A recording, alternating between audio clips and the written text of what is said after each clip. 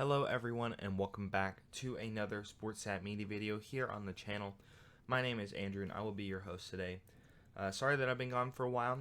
I have been on vacation and been doing some other things, but now we're back with another video, and today is going to be our second installment of the three-part series that we have on how to build an NBA championship roster.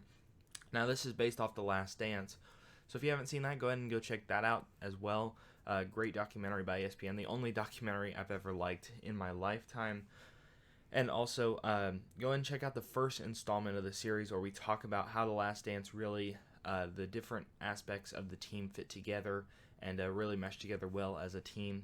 But today we're going to be diving in.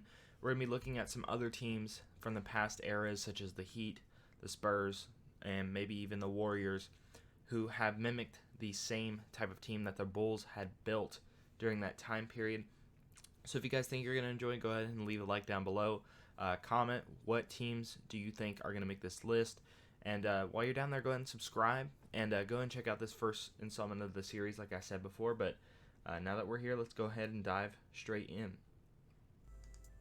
So the first two teams I have on here are the two teams who most recently matched up in the finals. The first one is a dynasty who has been part of the main NBA for the past 3 or 4 seasons, and that would be the Warriors and the Raptors. Now, the Warriors haven't been doing as good this season. Obviously, most of their star players have been out for the year, but the Warriors, back during their prime days, had Steph Curry, Klay Thompson, Kevin Durant, Draymond Green, and Zaza Pachulia. And now I'm going to explain to you at the end of the video how all these guys fit together, but for now, let's just take a look at them. So, and then the Raptors also have Kyle Lowry, Danny Green, Kawhi Leonard, Pascal Siakam, Serge Ibaka. Those were both very good rosters last season, enough to make the finals, obviously. Steph Curry, great three-point shooting point guard, can pass the ball as well. Klay Thompson, two-way guard, can hit some shots at the end of the game to be clutch, as well as Kevin Durant, great two-way player. Draymond Green, more defensive-minded, can pass the ball well, but he does all the dirty work down low.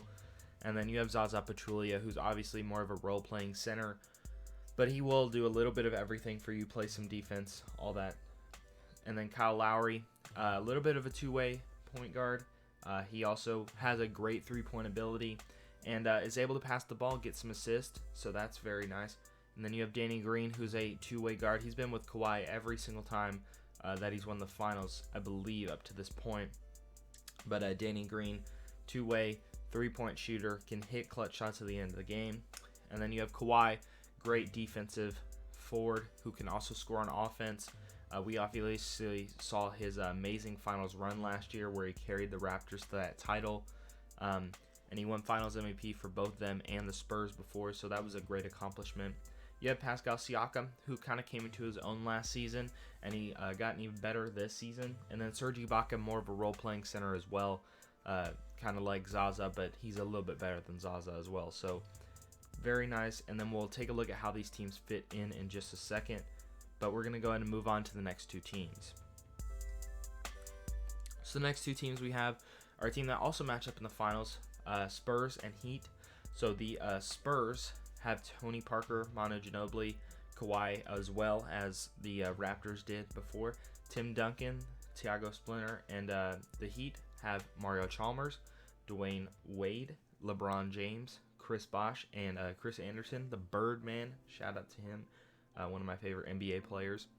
So Tony Parker, kind of a slasher point guard. He also has the three-point in his arsenal, but it's a little bit underrated part of his game. But he plays great defense. Manu, back during his prime days, was a very good player. Had a little bit of a three ball in his arsenal. Played great defense as well, but could hit clutch shots at the end of the game. Kawhi, two-way. We've already talked about him. Clutch shots, all that. Every single thing that you would want in a small forward. And then you have Tim Duncan, obviously, who was the star of San Antonio. But once Kawhi came, he ended up retiring a couple years later.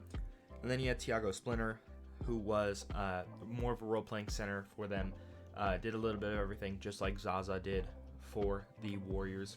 And then you have the Heat, Mario Chalmers, two-way, a little bit of a slasher. Had some three ball, but wasn't the best part of his game. but he could definitely pass the ball and play great defense. And then you had Dwayne Wade, who's obviously a two-way guard with clutch shooting ability. I mean, we've seen insane shots that he's made before. And then don't even have to explain LeBron James, obviously two-way player, point forward type, and really excels with the ball in his hands. And then you have Chris Bosh, who was a defensive-minded kind of, go down in the low post, do his work there with the offense and everything. And then also Chris Anderson, who is also more of a role-playing center. So now we're going to go ahead and see how all these guys fit together and how they mimic how the Bulls were. So during the Bulls' time, they had Steve Kerr, their point guard, as their main guy. They had another guy start, I believe it was Ron Harper, but don't quote me on that. And so the point guard for them was more of a pass-first point guard. He was looking for MJ, looking for Scottie Pippen, just as, Steph Curry, obviously the exception with the rule there, but Kyle Lowry, he's looking for Kawhi, he's looking for, Danny Green, he's looking for Pascal, he's looking for that guy, but he has three-point shooting ability, and usually they're above average defender. So for that point guard position, you're looking for a guy who's a pass first with a three-point shooting ability and above average defense usually. Then to your shooting guard, a guy like Dwayne Wade, two-way guard with a clutch gene ability, can hit some three-point shots. Klay Thompson, also another guy who fits into that role.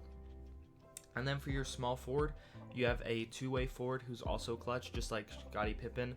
That would be LeBron James for you, or that could be Kevin Durant.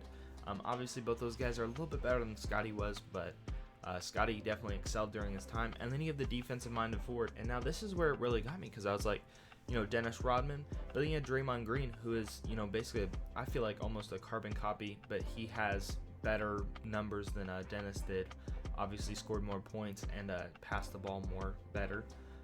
And then you also have your center, your role-playing center, just like Zaza, just like Thiago Splinter. I believe it was Luke Longley for the Bulls back during their time, and he's more of a role-playing center, but he could do basically everything. He could shoot a little bit, rebound, do all those things for them, so he's a jack of all trades.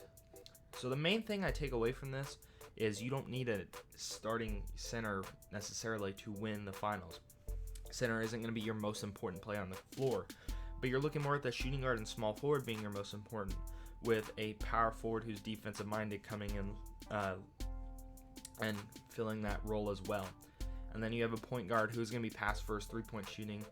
You can win without a great one. We saw Tony Parker. He was probably the third best player or fourth best player on that Spurs team during that time. And then you also have Kyle Lowry. He was not the star of that Raptors team. Obviously, Kawhi was. So you don't need a great point guard either. You just need to kind of fill out that main shooting guard, small forward, and then have a good power forward who is defensive minded. So thank you guys so much for watching this installment of SportsSat Media. If you liked the video, go ahead and leave a like down below, just like it sounds. And if you did like it, go ahead and subscribe to see more videos like this. Comment your takes down below if you disagree with anything that we said.